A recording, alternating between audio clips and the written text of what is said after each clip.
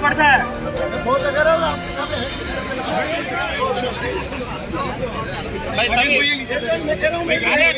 संयमित तरीके से करें। अध्यक्ष साहब की आदेश की पालना करें। सभी अधिवक्ता साथियों से निवेदन है।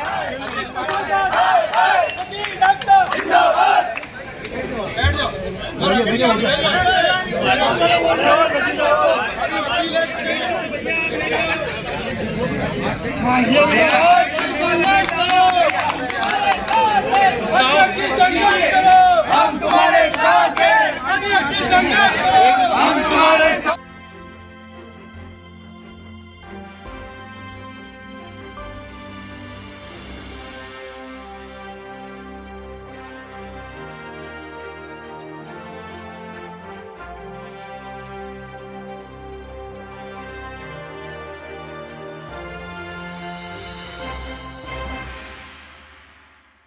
नीचे बैठ के नीचे बैठना पड़ेगा। कान पकड़ के रोज रोड पे जो कह रहे हैं ना, रोड पे जाने अंदर ये वकीलों की माँ बहन कर रहे हैं। सुनो कोई बीच में नहीं बोलेगा। मैं यहाँ अभी वर्तमान यहाँ जो भी हमारे पुलिस कर्मी बैठे अगर किसी भी बात से नहीं सर गलत बात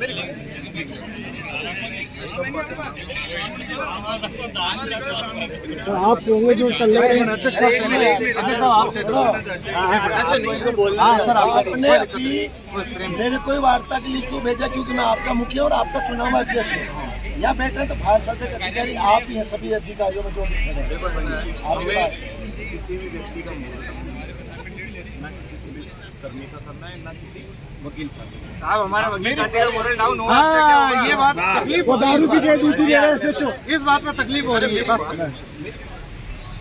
रही बात ये कि जो आप लोगों ने बात की, अगर हमारे किसी कार्मिक की एक्ट से आपकी किसी मैं यहाँ सीनियर होने के नाते कि अगर हमारे किसी कार्मिक के एक्ट से आप किसी वकील साथी अधिवक्ता साथी की आवाज ही नहीं आ रही है, अब इससे अब भाई लाउड और फिर भी सुनो, किसी को व्यक्तिगत ही ज्यादा है। मैं यहाँ हमेशा उपस्थित रहता हूँ और मैं इतना सहज हूँ, कोई दिक्कत नहीं कभी भी। माननीय अध्यक्ष साहब की बात आपकी सही है, ये तो हर बात की बात है।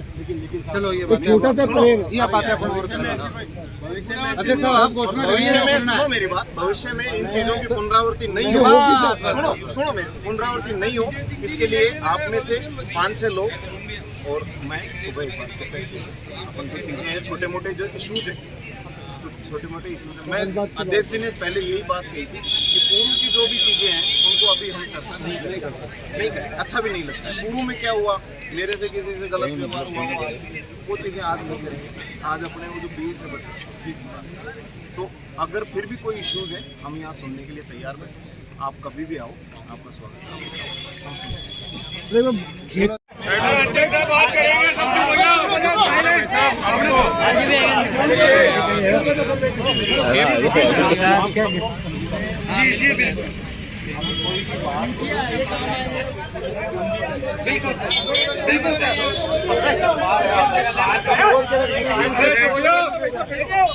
बार है जिला ये भी नहीं है कि अभी मतलब छोटी सेशन बैठ रहा है।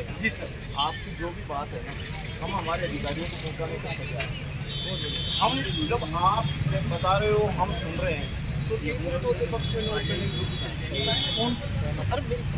अरे बीच में मत बोलो, सही बोलो।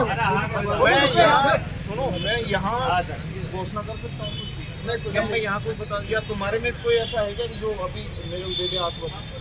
ऐसे नहीं होता। लाख रुपए की बात आप बताओ, लेकिन आपका 10% भी इनमें होता ना तो कुछ भी नहीं होता।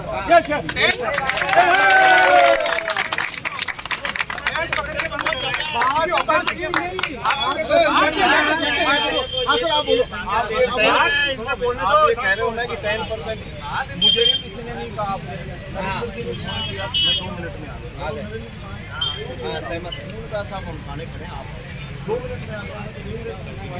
हाँ ठीक है, ऐसी कोई बात नहीं, हम सुनने में बात करने में हमारी कोई आपत्ति नहीं। रही बात है ये परिस्थिति क्यों बनी, उसके लिए क्या करना है वो डायरेक्ट की बात है। मैं आपको 100 आदमी में 500 आदमी मेरे अधिकारी मैं ये कह रहा हूँ आप में से 5 आपकी सहमति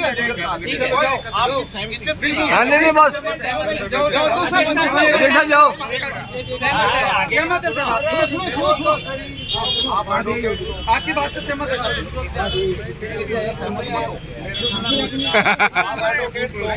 हमने भी LLB अरे बात प्रेम की है सर, बाकी 10वीं पास हैं वकीलों को बोलेंगे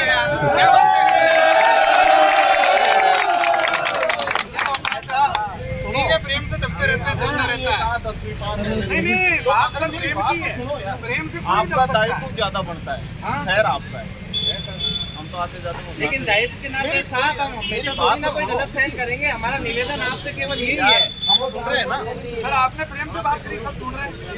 यहाँ तो बात ही ऐसे करते हैं जैसे कोई अपराधी आ गए। दिलीप जी ने यही कहा सबसे पहले, पूर्व में क्या हुआ हमें उस चीज की नहीं, बाबर ने क्या किया उसकी सजा वो सलामुद्दीन को दे, वो मतलब नहीं है। किसने क्या करके गया 2017 में क्या हुआ, 21 में क्या हुआ, आप में से 5 आदमी आ गए। माननीय अध्यक्ष जो भी भैया आप तय करते आप फिर हमारे बीच में इतनी दूरियां नहीं है, नहीं है बस साथ रहना रोज। कदम लेने पड़ेंगे साहब, बैठ जाओ, रजाई मंगा लो, ये मंगा लो, पंखे मंगा लो, रोड जाम करो। मुझे नहीं लगता आप फिर हमारे बीच में इतनी दूरी वाली बात छोड़ो, आपको समझा दो, समझाएंगे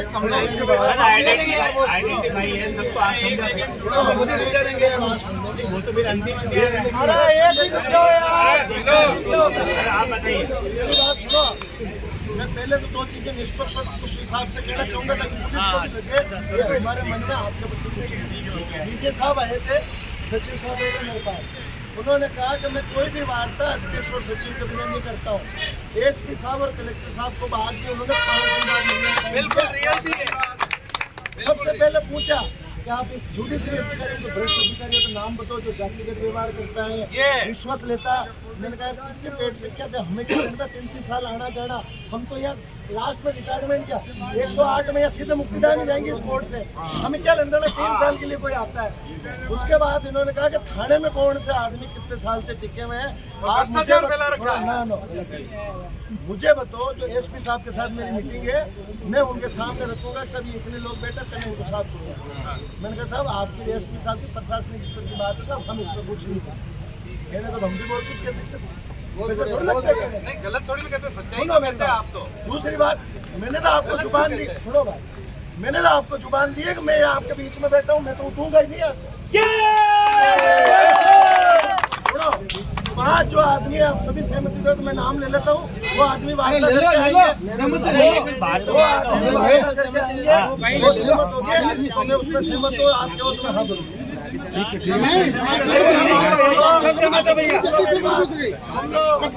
विरोध करोगे, सुन लो 2 मिनट के लिए बात। अरे सुनो,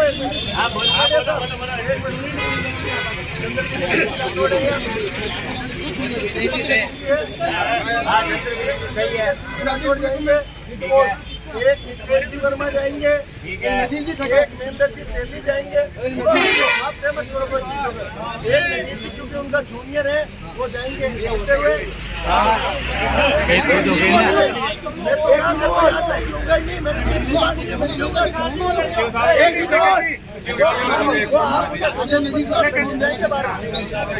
आप करो किसको सेक्रेटरी साहब जाएंगे, नाम बोल दिया, भी जाएगा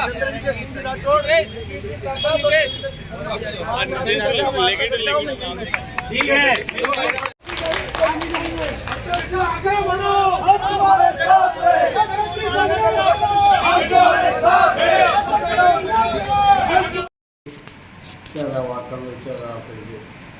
शाम को पुलिस द्वारा नाकाबंदी में वाहन चेक किए और एनडी एक्ट की कार्रवाई की जा रही थी, तो ब्यावर बार के अधिवक्ता पीयूष जी की वहाँ चालान पुलिस के द्वारा कर दिया गया। इस दौरान वहाँ आपस में जो इनके बीच में पुलिसकर्मी और अधिवक्ता के बीच में विवाद हुआ, तो इंसदादी कार्रवाई की गई थी पुलिस के द्वारा।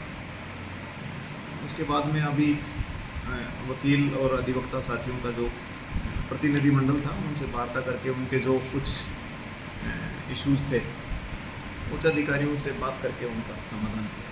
इश्यूज किस किस तरह के थे सर? जिनकी मांग थी कि आखिर में कहीं ना कहीं इनको लाइन हाजिर किया जाए कुछ कर्मचारियों को, और आखिर में इस सारे मामले के अंदर जिस तरह का उनका विरोधाभास की स्थिति थी, 3 घंटे से कम ये पूरा कुछ होता था कार्यक्रम विरोधाभास की स्थिति। ये विरोधाभास की स्थिति थी और उनका था कि भाई कुछ पुलिस कार्मिकों ने हम अधिवक्ता साथी के साथ मिसबिहेव किया, तो उसमें उच्च अधिकारियों से अभी तात्कालिक हम जो एक कार्मिक है उसको श्रीमान एसपी साहब के आदेश से हमने लाइन भेज दिया है, और कोई अन्य होगा तो हम जांच कर लेंगे। क्या कौन कर्मचारी है जिसको लाइन भेजा गया उसको? सोन नाम का हमारा कांस्टेबल है, उस पर आरोप है इनके। आरोप क्या था, क्या मामला क्या था सर? घटनाक्रम क्या था?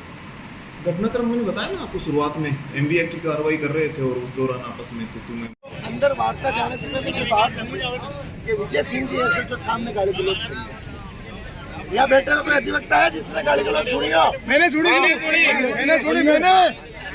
सुना मेरी बात? किसी ने सुनी? किसी के साथ हुई? हाँ, हमने सुनी। सुनो मेरी,